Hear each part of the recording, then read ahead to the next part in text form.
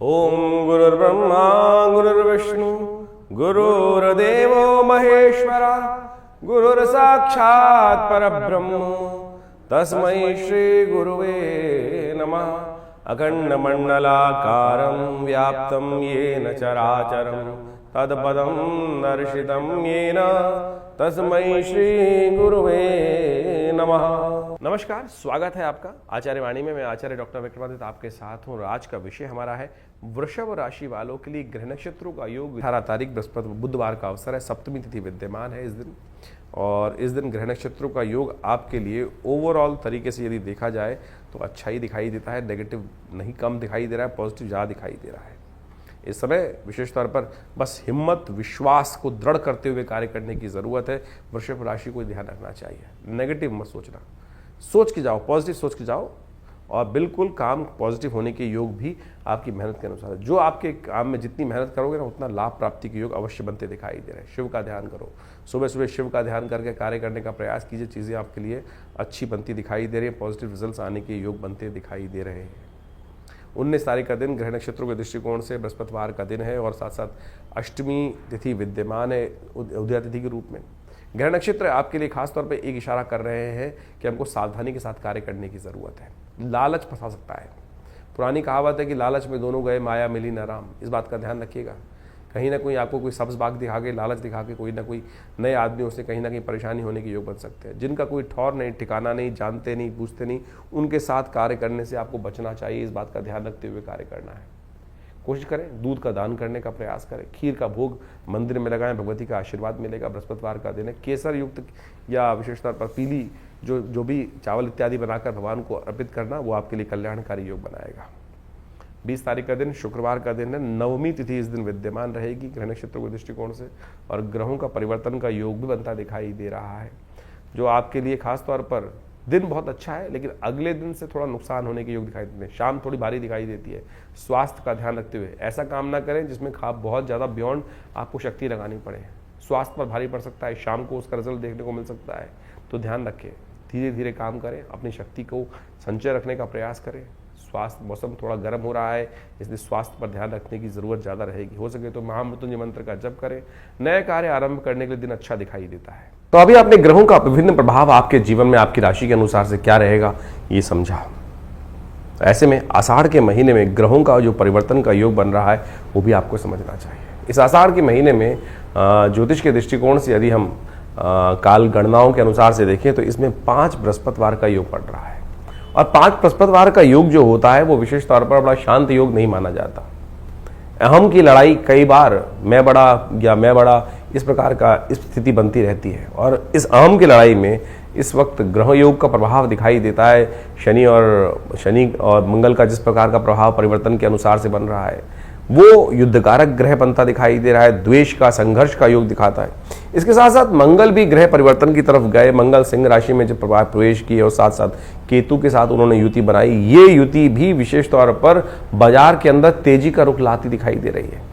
तो ऐसे में ये तेजी का रुख पहले से यदि समझ में आ जाए तो उससे व्यक्ति लाभ लेने का प्रयास करता दिखाई देता है।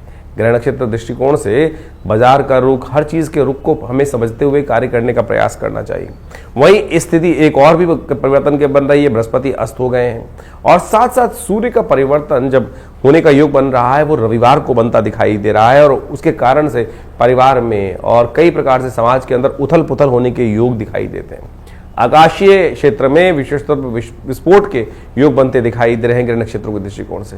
ये सारा का सारा प्रभाव विशेष तौर पर जो समझें, आषाढ़ का महीना वैसे ही इस प्रकार का होता है कि आकाश में जब बादल छाए रहते हैं और जब चंद्रमा दिखाई देता है तो कभी चंद्रमा ओझिल हो जाता है और कभी चंद्रमा सामने आ जाता है। यानी एक और समझे भी वैसे भी समाज के अंदर अभी देखें हम तो दिन के अंदर जो प्रभाव चलता है, कभी बादल आगे, कभी छांव, कभी धूप का खेल चलता रहता है। तो ऐसे में ग्रहों का परिवर्तन का योग भी उसी तरफ दिखाता है। तो ऐसे में अपने ग्रहों को सही से समझते हुए कार्य करना हमारे लिए बहुत ज़रूरी है।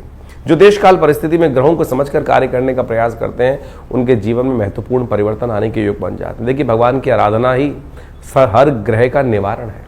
बहुत सारे लोग इस बात को समझने का प्रयास करते हैं कि उपाय जो हम दिन पर दिन बताते हैं, कई लोगों ने लिख के भेजा कि भाई नित्यपति पूजा नहीं करनी चाहिए। अरे नित्यपति तो पूजा करना सबसे श्रेष्ठ कार्य है, वो तो आपका इष्ट मंत्र जो है उसका तो जब अवश्य करने का प्रयास करें।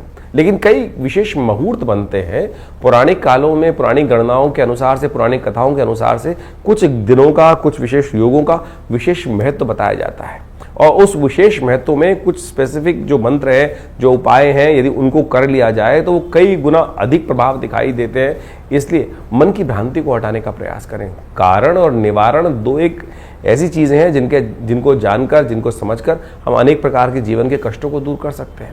निवारण तो परमात्मा का नाम ही है। अब उसके लिए विभिन्न माध्यम है, विभिन्न प्रकार है। जिस प्रकार भी आपका मन जहाँ पे ठहर जाए, ये मन बड़ा विचित्र चीज उत्पन्न करता है। मन कभी ठहरता नहीं है। मन एक क्षण में कहीं और पहुंच जाता है, एक क्षण में कहीं और पहुंच जाता है। कई बार तो मन की आशंका इस प्रकार से होती है कि परमात्मा पर भी हम शंकाएं उत्पन्न कर देते हैं कि परमात्मा कार्य करेगा कि नहीं करेगा, सुनेगा कि नहीं सुनेगा। और यही शंका जो है वो हमारे कर्म का जो फल है वो हमें को प्राप्त होने से रोक देती है। तो इस बात का हमें ध्यान रखना चाहिए। परमात्मा पे पूर्ण विश्वास, जो कर्म कर रहे हैं उस पर पूर्ण विश्वास, दृढ़ विश्वास। यदि मन में दृढ़ विश्वास होगा, श्रद्धा होगी, तो आप समझे एक छोटा सा कार्य भी, हरिनाम भी आपके जीवन में समस्त कष्टों को दूर करने का योग बना देगा। कहा जाता है ना, एक घड़ी आदि से पुनियाद, तुलसी संगत साथ की हरे कोट अपराध। लेकिन वो कब होगा? जब मनसा वाचा कर्मणा तीनों रूप से देहात्म बुद्धि से रहित होकर उस परमात्मा की शरण में जाकर एक बार हरिनाम का वो स्मरण करेंगे। तब हम उस हरिनाम के स्मरण को किस प्रकार से करने का प्रयास करते हैं, जो भी कार्य कर रहे हैं। वैसे तो कहा गया है कि 24 घंटे अहर्निश उस परमात्मा का नाम लेने का हमें प्रयास करना चाहिए। लेकिन कई बार तो क्या होता है, स्थिति ऐसी होती है कि बहुत सारे अलग अलग भाव मन में चल रहे होते हैं। लेकिन यदि ये स्थिति बन जाए कि हम 24 घंटे परमात्मा का नाम लें, तो हो सकता है कोई एक क्षण तो ऐसा आएगा कि जब पूर्ण निष्ठा के साथ उस श्री हरि के चरणों में हमारा मन लगा होगा। और जब वो क्षण आ गया तो समझें कि जितनी मेहनत 1.25 लाख, 2 लाख, 5 लाख मंत्र जप करने का प्रभाव एक सेकंड में आपको प्राप्त हो जाएगा। तो इसलिए भारतीय संस्कृति में ज्योतिष विज्ञान में कारण और निवारण दोनों को मार्ग को प्रशस्त किया गया है। कारण जाना जाता है ग्रहों की गणना के अनुसार से, अनुभव के माध्यम से, और उपाय किए जाते हैं जिस प्रकार से भारतीय संस्कृति में ज्योतिष के अनुसार से बताया गया है। सबसे श्रेष्ठ उपाय जो बताए गए, मंत्र जप, यज्ञ, दान, यही सबसे श्रेष्ठ उपाय है। आप इसको अवश्य करने का प्रयास करना चाहिए। और आज हम विशेष तौर पर बहुत सारे अलग अलग प्रकार के उपायों को हम समझाने का जो प्रयास करते हैं, सत्य रूप में काम करता है। अभी एक व्यक्ति हमारे पास आया, बहुत परेशान था कुछ वर्ष से, और उसके कष्ट दूर हो नहीं रहे थे। तो हमने विशेष तौर पर एक अनुष्ठान, जिसको हम बहुत मुश्किल से, लोग लगातार लगे रहते हैं कि कोई भगवती बगलामुखी का अनुष्ठान कर दीजिए, ऐसा कर दीजिए। बहुत जब आवश्यकता होती है तब करने की जरूरत बनती है, और जब किया जाता है तो वो कई प्रकार के कष्टों को दूर करने के योग बनाता है। तो आप समझे, ये मंत्र जप इत्यादि, मुहूर्त इत्यादि बिल्कुल विशेष हैं। तो अपने देश काल परिस्थिति को समझते हुए, ग्रहों को समझते हुए सही रूप से करने का प्रयास करें, तब जाके जीवन में उन मंत्रों का प्रभाव आपको स्वयं देखने को मिलेगा। तो ये छोटे छोटे उपाय जो हमने आपके समक्ष रखे, आशा करते हैं इनको आप अपने जीवन में उतारेंगे। और शंकाओं का निवारण करने के लिए आप हमारे इस चैनल पर जाकर अपने प्रश्नों को भेज सकते हैं। हम प्रयास करेंगे उन सब प्रश्नों को व्हाट्सएप के माध्यम से जो नंबर आते हैं फ़ोन, उनको अवश्य जवाब देने का प्रयास करें। इसके अलावा पहला रविवार जो हमने विवेकानंद योगाश्रम में रखा हुआ है, वो इसीलिए रखा हुआ है यज्ञ के बाद। वैसे तो हर रविवार को बड़ा प्रोग्राम होता ही है, उसमें यज्ञ में आप ध्यान साधना इत्यादि में माँ भगवती का दर्शन करने के लिए आप आ सकते हैं। लेकिन पहले रविवार में एक प्रश्नोत्तरी का कार्यक्रम भी रखते हैं, समागम भी रखते हैं। आप वहाँ आकर अपने प्रश्नों का निवारण रविवार को सुबह 8 बजे से लेकर 10 बजे के बीच में भी आप कर सकते हैं। और हमसे मिलने के लिए कोई बहुत बड़ी जद्दोजहद नहीं करनी, आराम से आइए। विवेकानंद योगाश्रम दिल्ली में आपके तमाम प्रश्नों का जवाब भी देंगे, और बहुत सारे और भी जो मन में शंकाएं चल रही हैं अध्यात्म के प्रति, उनके सबके लिए भी बहुत सारे कार्यक्रम समय समय पर चलते रहते हैं, उनसे हम आपको अवगत कराते रहते हैं। आशा करते हैं आप विवेकानंद योगाश्रम में आकर, बहुत सारे और भी कार्य चल रहे हैं। आपकी सूचना के लिए हम बता दें, यहाँ विवेकानंद योगाश्रम में एक हॉस्पिटल है बड़ा, योगा प्राकृतिक चिकित्सा आयुर्वेद का हॉस्पिटल है, और वहाँ नित्यप्रति बहुत सारी व्यवस्थाएं भी रहती हैं। और अभी विश्व योग दिवस के अंतर्गत पूरे जमुना पार में सबसे बड़ा कार्यक्रम भारत सरकार के साथ मिलकर, आयुष मंत्रालय के साथ मिलकर किया जा रहा है, जिसमें 15,000 आदमी एक साथ मिलकर योग करेंगे 21 तारीख को। आप भी उसमें भी यमुना स्पोर्ट्स कॉम्प्लेक्स में एक कार्यक्रम रहेगा, आप उसमें भी सादर आमंत्रित हैं। सुबह 6 बजे से लेकर और करीब करीब 9 बजे तक ये कार्यक्रम रहेगा जमुना पार में, यमुना स्पोर्ट्स कॉम्प्लेक्स में। उसमें भी आप आकर हमारे साथ पूरा स्वस्थ भारत के निर्माण के लिए सुंदर योग का कार्यक्रम में भाग ले सकते हैं। धन्यवाद, नमस्कार।